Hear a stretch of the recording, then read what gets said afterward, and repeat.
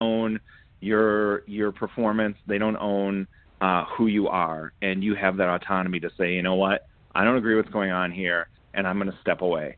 And you know what? Maybe they care. Maybe more often than not they don't care, because a lot of times improv theaters are just like, they've got to get people to take their classes. So if you're not taking class and you're performing there and you leave, they're just like, well, we have new students coming in, and they'll pay for classes and we'll keep going. But you kind of have to balance, like, what will I put up with, and just realize that, yeah, no one owns art, no one owns comedy, and yeah, they have a space, but I can do this anywhere.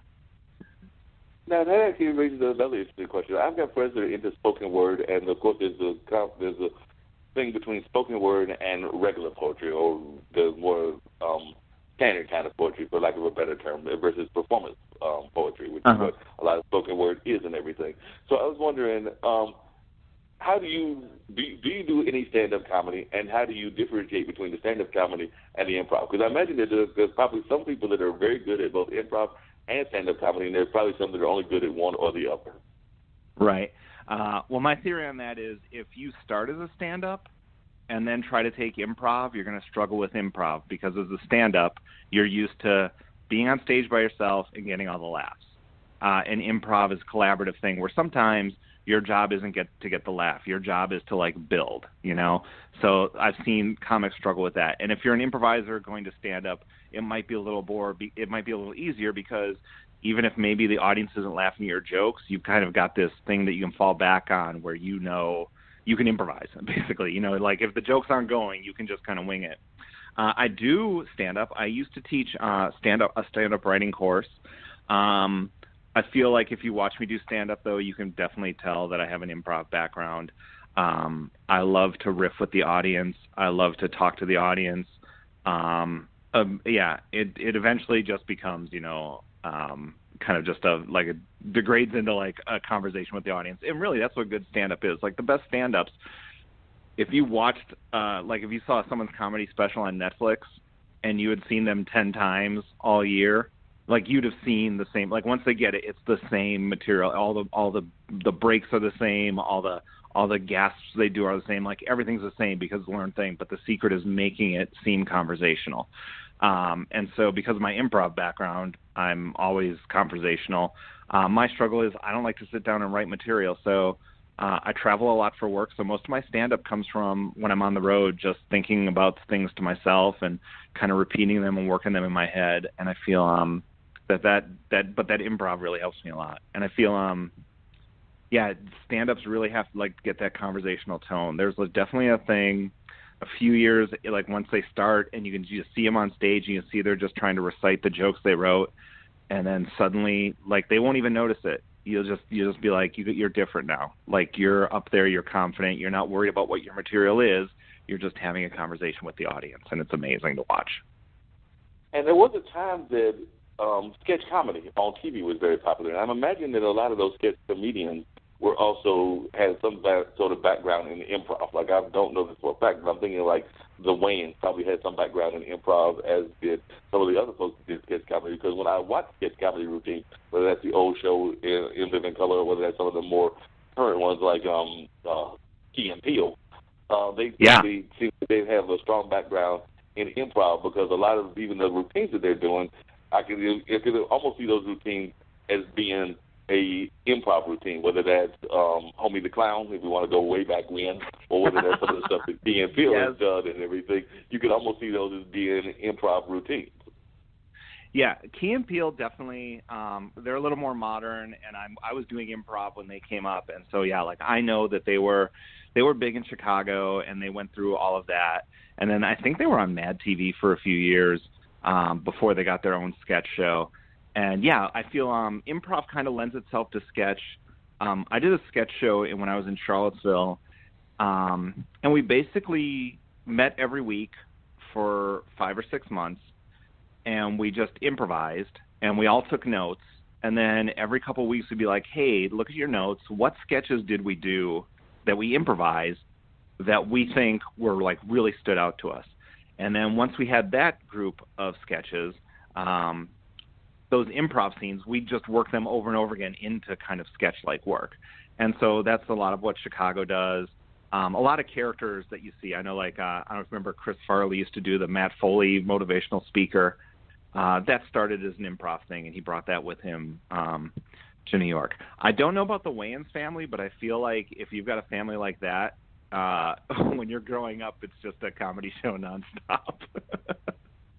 Yeah, probably just a comedy show. Just that whole family, they probably were riffing on each other on a regular basis, would be my guess. And like I said, I don't know them personally either, but I can just imagine them having routines probably at the kitchen table or whatever while they were doing their Thanksgiving dinner or whatever they were having at that time, maybe even in grade school, just going off on each other and things of that nature. Now, the other thing that I know about improv is that improv, because I've had some friends that have done improv for a number of years, including some that are from around the North Carolina area, is that it is also very much of an important tool for business owners, because I know a lot of people use it as part of their team building. So I was wondering if you've done any of that and how you found the corporate people able to address improv as a tool for trying to better themselves, because I know that a lot of times it seems like it's a team building tool and it helps with a lot of big corporations.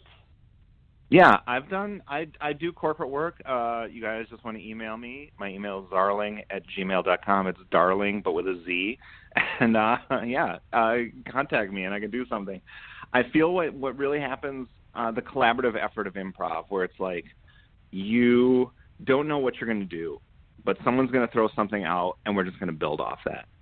And something I like to push when I'm teaching a workshop is that everyone's had this boss where you're in a room at a meeting and the boss says, we need to solve this problem, and just starts going around the room and asking everyone what their suggestion is. And it's just like, nope, suggestion, no, suggestion, no. And I've had a boss like this, and I'm at the end and I'm just like, I don't have a suggestion. And you're like choking off your people's creativity before they even get a chance to do it. And what I push is like, let's get everyone's ideas out into the room. Let's not say no to them, but let's consider them. And it's also a thing where, like, my idea might not be the solution, but it might jolt someone else to have a solution. You know, it might jog something in their memory.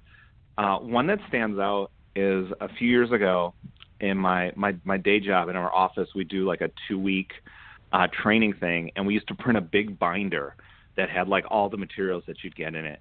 And every year we'd do a sit down and be like, what could we do better? How do we make this easier? And I'm like, it'd be great if we could just give them like an iPad with all the files on it every year. And then like, here you go, you get a free iPad and here's your files.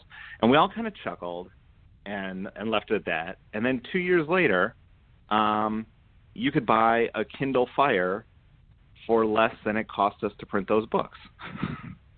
So we bought Kindle Fires for everyone and saved money and uploaded all the documentation to the Kindle Fire. And so, you want to get those ideas because, maybe something's not possible now, but it's possible in the future. Maybe that's not the answer, but maybe it gets someone else down the other path. Something happens for me, and I feel like this is writer's block, and I talked about this with comics too. If you have like an idea that you're not telling anyone, you're not writing down because you hate it, that's blocking your other ideas. I'm sure you've had that. You have a dumb idea and you don't write it down. You know it won't work, but it's the only idea you can think of. But once you write it down, once you put it out into the world, it's no longer blocking up your brain, and other ideas can flow through. And it sounds weird, and it doesn't sound like that's how your brain should work, but I've had people tell me that's exactly what's happened when they've had writer's block. They just wrote whatever stupid thing they couldn't get out of their brain, and it kind of unlodged everything. Now, usually when I think of improv, I think of like this group of folks. Like it can be as many as 2 or it can be as many as 5 that I've seen usually with the improv. But just wondering now, is there such a thing as a solo improv performer? Like, can you literally do improv with just yourself? So like if I threw a word at you and Dean threw a word at you, could you literally riff a routine out of it like now, or is that like impossible? No, that's actually what my show is. My show's Wisconsin Laugh Trip, and I love to drive around. I took 3 weeks off this summer, and drove cross country, and I love meeting people and like developing characters off of that. And so Wisconsin Laugh Trip is, the week of the show that if I'm coming to your town, I'll just be thinking about what characters do I want to do? What kind of fun things do I want to do? And then I'll just come to you with those characters. Like one time at a festival, I was just like, oh, what would you just like a Southern gentleman to explain to you? You know? And the audience was like, explain Star Wars to us. And so this deep Southern gentleman explained the plot of Star Wars to them. I've done stuff where I'm like, what's a TV show, like a sitcom, that has an underrated or an underused job that you never see in a sitcom? And I got like Garbage Man. And I was like, well, there was a good one with Garbage Man, but I'll do it anyway. And then I just improvised a scene where like it was like that moment where they were going for their Emmy, like a really serious scene that kind of had some comedy in it. So yeah, it's possible. I did do it at a festival once, and the headliner was like, I didn't think you were going to be able to pull that off. I was really nervous for you. So I guess that made me realize that maybe I was doing something that is a little out of the ordinary. But yeah, most single sketch shows that I see are like people are writing sketches. But I really like the improv aspect of it and developing these characters and kind of flying by the seat of my pants. Last year earlier this summer, I was in a festival, and I usually do 3 or 4 segments per show, like a 20-minute show, and I had like 2 or 3, and I was in the green room before, like 5 minutes before I was supposed to go on, and someone had eaten Chinese food and left like 10 fortune cookies in the green room.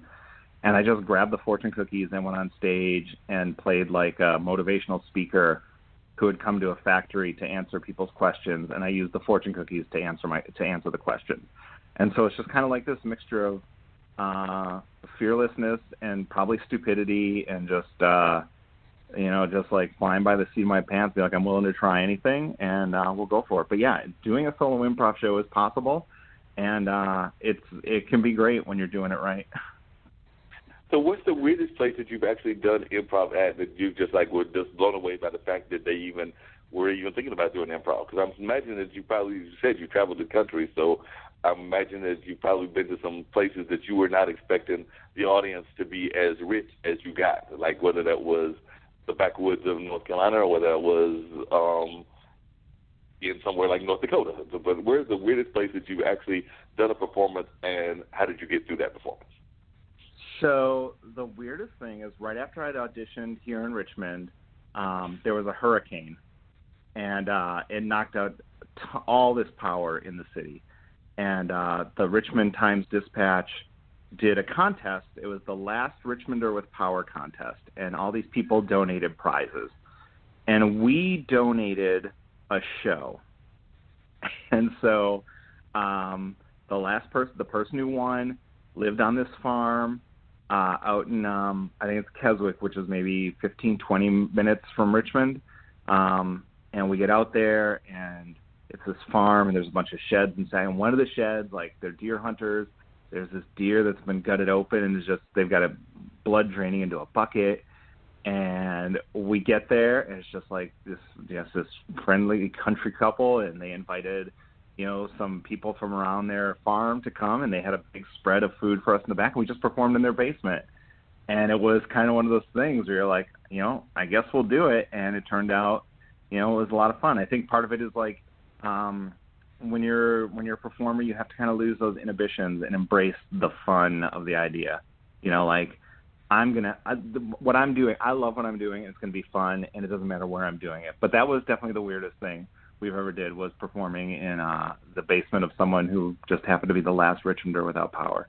I've also performed, I did a show in Charlottesville where one person showed up, and I always use that. Anytime someone complains about like a light show where there's only like 10 or 15 people, I'm like, I performed for one person, and she insisted we perform, and then when we started getting suggestions, she was like, I don't really like the giving suggestions part. And I'm like, lady, come on, you gotta meet us halfway, So if you was trying to do an improv show without giving suggestions, that seems like almost impossible.